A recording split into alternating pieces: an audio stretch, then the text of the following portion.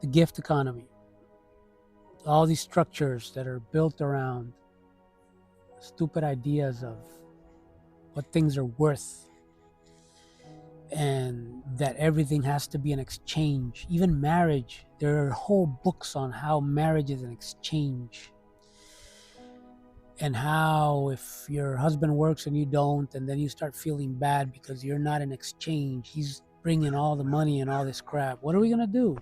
We're going to sit at the table now and tell our children, okay, if you want to eat, how much money do you have? Go work, god damn it. Work for your, pull your weight. Work for your keep. You could say that, yeah, they're children, but when they grow up, 18-year-olds, out of the house. Gift economy. There's an Ubuntu movement now. Ubuntu loosely means because of you, I am. Because of the community, I am. Without the community, I can't be. And that is the philosophy. But there's a new movement by, I forget his name. It's white South African. He came up with this. He may have good intentions, but there's been a lot of talk about how he scammed people. I don't know. I have no clue. I bought his book. It was pretty good. Problem is, for a book talking about not using money, he sure asked for a lot of money because of the situation that he's trying to build a huge enterprise around this. You need money for that. You need infrastructure. You need to keep the lights on. You need all this crap. You need food. You need clothes. You need trucks. You need seed and planting and tools. And I think I already said tools. You need all this crap. What if we simplify it? What if we go back to the tribe? I have lived after hurricanes several times in Puerto Rico, where I've been forced to live without power and without water for months. I shit you not, months. You had to go get water. You had to live without power. I lived for months with a freaking flashlight on my forehead with a headlamp. All of us. And we got into the groove. We some things were really difficult. We ran out of propane. We cooked with literally with wood, burning wood. And luckily I had water filters, because when the water comes back, it's so bad. Or if you collect rainwater, you need to filter it, all that stuff. So we were prepared in that sense. But we lived for months without water or power. We got into the groove. We would wake up with the sun. There's no way you can sleep through that. We slept in hammocks in the carport because it was the coolest place in the house. Because in concrete houses, the roof gets beaten by the sun, and after the sun sets, it just radiates heat. My God, it's so hot in there. So without AC, we slept in the carport out in the open in hammocks. We got into the groove. We got up with the sun. As soon as it was dark, you got tired and sleepy, went to bed. My daughter was young. At the beginning, she was freaking out because how was she going to go to sleep without her phone? Which we kept telling her, no, you can't go to sleep because you're on your phone. It's the opposite. After like the third day, she got into the groove, went to bed, went to sleep when the sun went down. And after a few days, she was telling us how happy she was that she was sleeping so well without her phone. So what if you simplify your life and you need so little to live? You don't have to live without power, but you can live with solar power if you simplify. People try to solarize their house. It's a huge ass house with all these gadgets and crap that they need to do.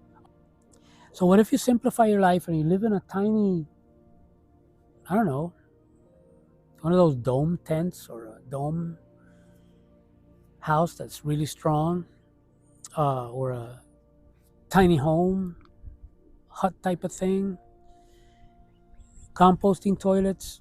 Man, now they sell these solar generators. There's just a battery that you connect to a little solar panel, and you can run your phone. And you can't run a freaking 800-inch flat screen TV, but do you need that?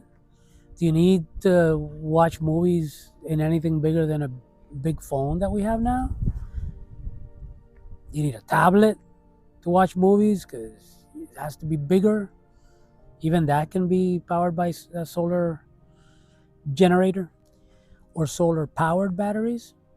I mean, when you learn to live so simply without any of that, you realize what you really need. So imagine a small tribe with that. Imagine a small tribe with a communal area where you have your gas powered stove and refrigerator, or 12-volt refrigerators that they have also. By gas, I mean propane. And or a 12-volt refrigerator that you can power with solar panels and batteries. And then you have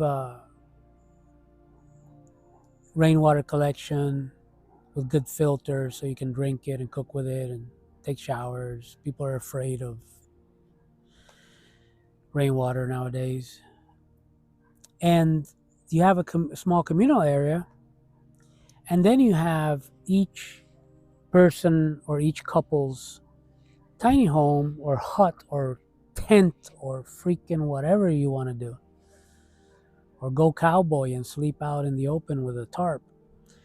But you have your communal area where everybody can have access to good food, water, all that stuff. Imagine that. Wow. Isn't that freaking possible? You'd have to keep it small, and you'd have to, as it gets bigger, then split it into a small tribe, hopefully close by. If you had a big piece of land, you could have different little tribes, each one with its own communal area. Let's say with one small communal area, let's say you can support 3 to 5 couples or 6 to 10 people. And then when it gets bigger than that, then you build another communal area and start populating it with 3 to 5 more couples. And each separate tribe helps each other out. The first tribe helps build the next tribe. The next tribe helps build the next tribe. And then you have a big ass community. You would all have to be of like-minded ideals. You would all have to embrace the simple life. If you can't live without your freaking flat screen TV, there's no space for you here in this tribe. And it doesn't have to be permanent. What if you want to do it for a few years? See how it is. What if you get tired of it? It's too rough. After a few months, you leave. That's fine. Somebody else will take your place, or not. What if you build one of these tribes and you only have 2 or 3 couples with one communal area, and it never gets any bigger? You can never find a couple more crazy bastards to join you. That's fine too. But you have to be like-minded. You have to be the same type of freaks together. Us freaks must stick together. And the same type of freaks should join together. We have a saying where I come from: Dios los cría y ellos se juntan. Translation is, God brings them into the world and they find themselves. Dios los cría y ellos se juntan. They find themselves and unite. They get together. So, find like-minded freaks build a tribe. So the book is going to be going into detail about how to build this. It's going to give a lot of real life examples, but it's also going to be completely fiction. It's going to be based on fiction, but with real life examples of how you could do this. Um, if you've read Walden 2 from Skinner, uh, he had some weird psychiatric beliefs that are now frowned upon, but like social engineering and crap. But and he, in my opinion, went too big. This needs to stay small. If you make it too big, it's like the big house that you want to solarize and batterize, and you need 3 freaking uh, Tesla wall batteries and all this infrastructure and crap for a big ass house. Whereas if you keep it really, really simple, each little uh, tiny home or hut or whatever could have its own small little solar generator or solar batteries that are fed from solar panels.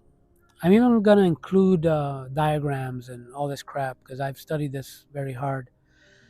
I've built camper vans and I've built my own solar powered setups and all this stuff. And it can be simplified. I built my own little solar generators that you can build inside a small plastic toolbox. So I'm going to add those at the end as a resources. But that's the idea.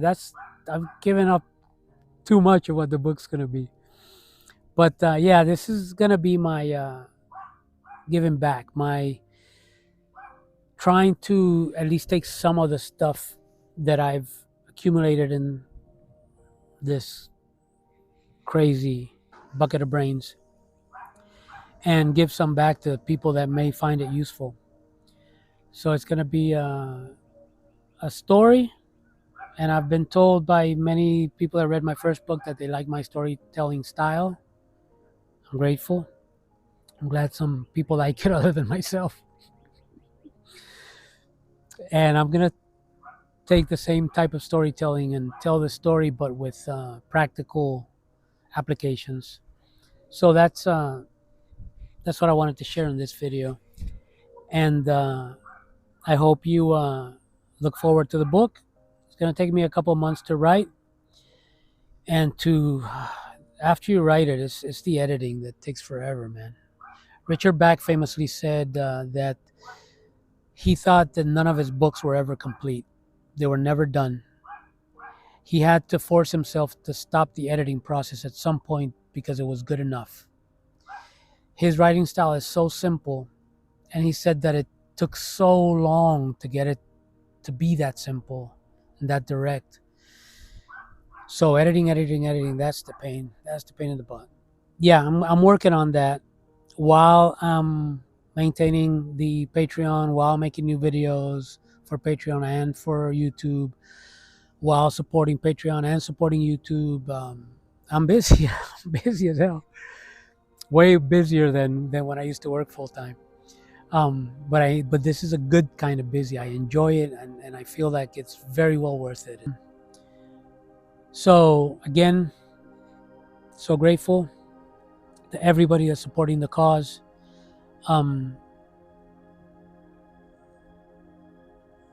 Gift economy, give freely. Do not give in to fear.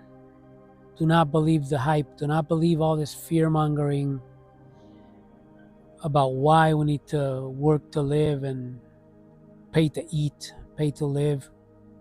Bullshit. Don't buy it. Be brave. Bravery means doing it even when you're scared. If you're not scared, you're not brave.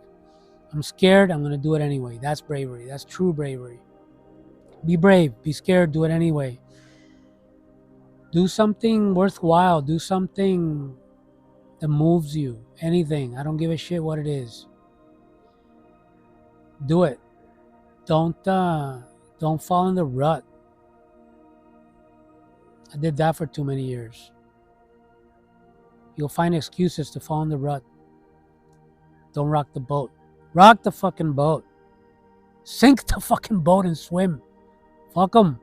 Fuck the boat. Set it on fire. Jump off and swim to the shore and start a new situation going. Have I told you I'm an anarchist? All right. So fuck the boat. Rock it. Burn it. Sink it. Start drilling holes in the goddamn boat so people have to jump out and swim. Find new vistas, new things to do. All right. That's enough for today.